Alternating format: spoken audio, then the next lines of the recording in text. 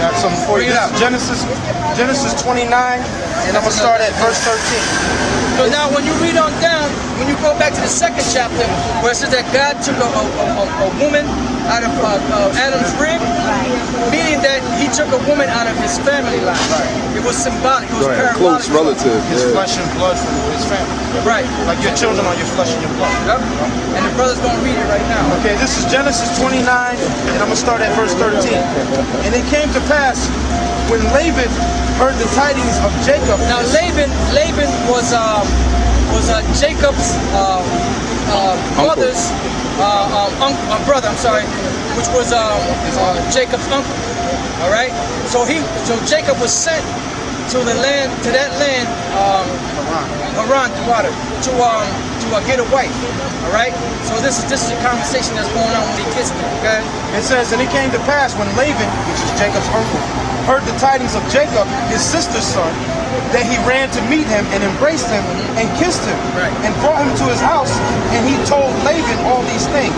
And Laban said to him, surely thou art my bone and my flesh. See, surely thou art my bone and my flesh. What does that mean? Does that mean that the Most High took a bone out of Laban and put it and made Jacob? No, meaning that they were related. That was his sister's son.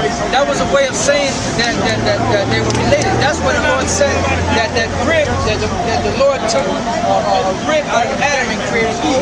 She came out of his lineage, out of his close family line. Just like in the 70s, I believe it was, they used to call black men used to call it my rib. This is my rib.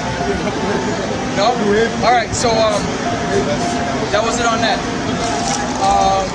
You have something? I had something for you in Peter's. All right, get Sarah. Yeah, bring it out. This is first. Matter of fact, you can get that, but go back to before you go to Titus in 1 Timothy 2:9. Because that's the reason why we went back to Genesis to show in the law what a woman's job was supposed to be. Okay? 1 Timothy chapter 2 verse 9. In like manner also that women adorn themselves in modest apparel. Right, because these women, look at that. You gotta see women showing their legs, their breasts hanging out, their butt hanging out. Some of them get real wild. I mean, they'll have their cleavage showing out. Damn, they almost see, you know, their nipple hanging out. But then they got a nerve to say, what are you looking at? And then they got shorts. I'm looking at your titties. You see the bottom of their butt cheeks coming out their shorts. Yeah, low riders. You know? Low riders. And that, but you know what? Like I was telling you before, the reason why this is happening is because the so-called white man is allowing it. There you go. Yeah, and they're enforcing the so-called white man's policy. Exactly. And they're enforcing it. They're enforcing the serpent's laws. See, she's a woman, right? She's not supposed to be a cop. But the so-called white man says she can be a cop. Now, matter of fact, read on. No. We didn't say, because see, in these times, the woman has to have a job because of the way that the so-called economy is. They have to help the man now. That shows you that this is a wicked economy. Right. Because a woman's supposed to stay at home. Exactly. That's why there's so much adultery in this society. Yep. Because a woman goes to her job, and what happens? She gets all dolled up. She wants to get a raise, she got to sleep with the boss. Yep. And you think she's going to go home and tell her husband, well, look, I had to do this to get a raise? Nope. She has a lot. Yep. That proves that this man's society is a double society, because this white man's a damn double. That's right. And then what happens is that when they go to those jobs too, you have other men on the job that be looking at them and coming and getting with them, and they end up going and sleeping with that dude. This is wickedness, man. That's what the scriptures say. That's what the scriptures say, that a man is not to even sit next to a married man's wife. Sit not alone with another man's wife. Why? Because what's going to happen? And it even says don't sit and drink with another man's wife. Because when you and a woman get together, you're drinking, you get them feelings. You know? You get them tingly sensations going on inside. And what happens? One thing that's another. Your clothes off, you doing what you got to do. So if a man, if a man comes around another man and drinking, that's adultery. All right? That's adultery. That's adultery. And that's the devil right there. That's the devil right there.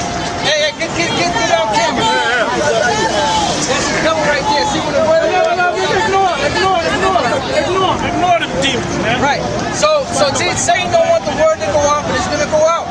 Now let's continue. Let's continue. In like manner also that women adorn themselves in modest apparel Go ahead. with shamefacedness. With shame faces, meaning what? And you know, in the ancient times, when a woman would come to a man, you know what shame face means? Meaning they wouldn't look a man in the eye. They had their head down. But now women will be all like, nigga, what you looking at? You know, they'll jump in your face like they're gonna fight you or something. Okay? With With shamefacedness shame faces, and it's gonna go back to that. Okay? and sobriety. And sobriety, meaning a woman is not supposed to be drunk. Because you got some women that are drunkards in the streets. That's why the scripture said that a woman that is a drunkard causes great shame. Okay? Not with braided hair, Not with braided hair, like you see these women, they got they got those braids, and then they got silver and gold. $10,000 hairdo. Looking all, if a woman goes out, she's supposed to be covered. Okay? not with braided hair or gold Okay? or pearls or costly array, Right, like you see these women now, they dress to kill, so to speak. Okay? but which becometh women But which becometh women, okay? professing godliness Professing godliness, okay? with good works. With good works, because women back then would do the things that were pleasing unto the Most High. They would try to do the best that they could, okay? Like Sarah.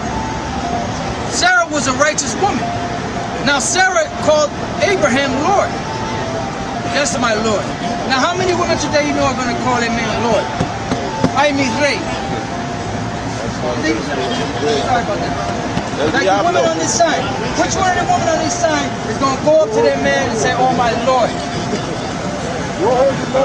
my king, whatever you're bidding in? They ain't going to do that, but that's what they're supposed to do as an Israelite woman. You know why? Because our men are out of order. The Israelite man is out of order. So we come out here to get the Israelite men in order. Say, look, this is your nationality. This is what you're being called today. This is what you are. You're an Israelite from the 12 tribes of Israel, of whatever tribe you see over here. If you're a so-called Puerto Rican, then you're an Ephraimite. If you're a so-called Negro, then you're a Judite. If you're a so-called Mexican, then you're an Issacharite. If you're a so-called Haitian, then you're a Levite. And then once you learn your nationality, then you learn who God is. You learn who Jesus is.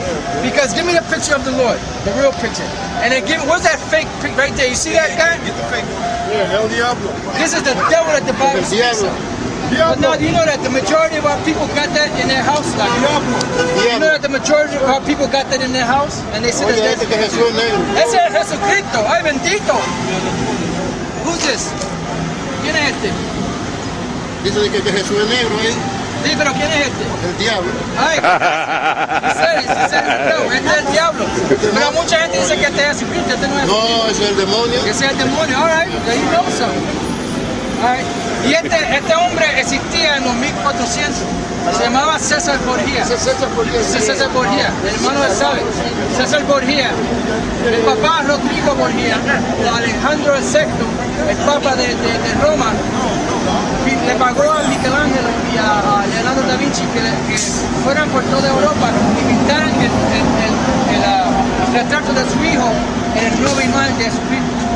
Por eso fue que en el libro de Job 9:24 dice que la tierra es entregada en manos de los impíos y él cubre los rostros de los jueces. Si no, ¿quién y dónde está? Si los llamados blancos no hicieron esto, ¿quién lo hizo? Los japoneses no lo hicieron, la gente de nosotros no lo hicieron, los llamados blancos lo hicieron. Tiene el signo de la bestia ahí, 666. Sí, porque los llamados blancos es el signo de ellos. ¿Tú sabes en inglés se llama microchip? Esa es la imagen de la bestia. Esa es la imagen de la bestia. Y this is his rap right here. This is for, esta es la marca de la bestia, como le dije al hermano. RFID chip. Okay? All right. Esta es la imagen de la bestia aquí. They're trying to put the chip. Exactly. Because they started with the animals. Right? The cats, and they had a special on it. Now, I believe it was Annie something. It was a company